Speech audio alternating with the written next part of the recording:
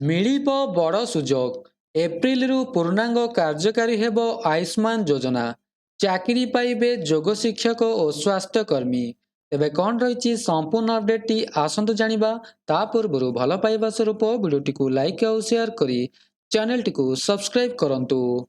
ରାଜ୍ୟ ସରକାର ଆସନ୍ତା ଫେବୃଆରୀରୁ ଆୟୁଷ୍ମାନ ଭାରତ ଲାଗୁ କରିବା ସହ ଏପ୍ରିଲରୁ ଏହାକୁ ପୂର୍ଣ୍ଣାଙ୍ଗ ଭାବେ କାର୍ଯ୍ୟକାରୀ କରିବେ।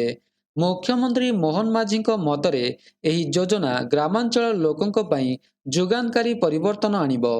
ଏଥିସହ ରାଜ୍ୟ ସ୍ୱାସ୍ଥ୍ୟ କ୍ଷେତ୍ରର ରୂପ ବଦଳିଯିବ। ଏହା ସାହାଯ୍ୟରେ ଓଡ଼ିଶାର ନିଜସ୍ୱ ଗୋପବନ୍ଧୁ ଜନ ଆରୋଗ୍ୟ ଯୋଜନା ସହିତ ଯୋଡ଼ି ହୋଇ କାର୍ଯ୍ୟ କରିବ ଆୟୁଷ୍ମାନ ଯୋଜନା। ରାଜ୍ୟର ପ୍ରାୟ 1 କୋଟି ପରିବାର ଦେଶର ପ୍ରାୟ 30,000 ହସ୍ପିଟାଲରେ ଚିକିତ୍ସା ହେବାର ସୁଯୋଗ ପାଇବେ। ବର୍ତ୍ତମାନ ସମୟରେ ରାଜ୍ୟବାସୀଙ୍କୁ ମାତ୍ର 900 ହସ୍ପିଟାଲରୁ ମାଗଣା ଚିକିତ୍ସା ସୁବିଧା ମିଳୁଛି। ଏହି ଯୋଜନା ଅନ୍ତର୍ଗତ ପୁରୁଷଙ୍କୁ 5 ଲକ୍ଷ ଏବଂ ମହିଳାଙ୍କୁ 10 ଲକ୍ଷ ଟଙ୍କାର ମାଗଣା ଚିକିତ୍ସା ସୁବିଧା ଯୋଗାଇ ଦିଆଯିବ। ରୋଗୀଙ୍କୁ ସଠିକ୍ ଚିକିତ୍ସା ସୁବିଧା ଯୋଗାଇ ଦେବା ଲାଗି ଯୋଜନା ଅନ୍ତର୍ଗତ ଯୋଗ ଶିକ୍ଷକ ଏବଂ ସ୍ୱାସ୍ଥ୍ୟକର୍ମୀଙ୍କ ଆବଶ୍ୟକତା ରହିଛି।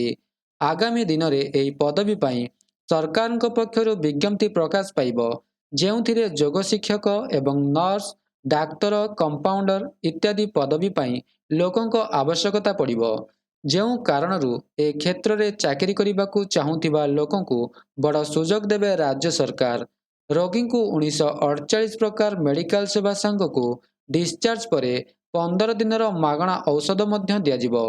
70 ବର୍ଷରୁ ଅଧିକ ଉଭୟ ଧନୀ ଓ ଗରିବ ଶ୍ରେଣୀର ଲୋକ ଏହାଦ୍ୱାରା ଉପକୃତ ହେବେ।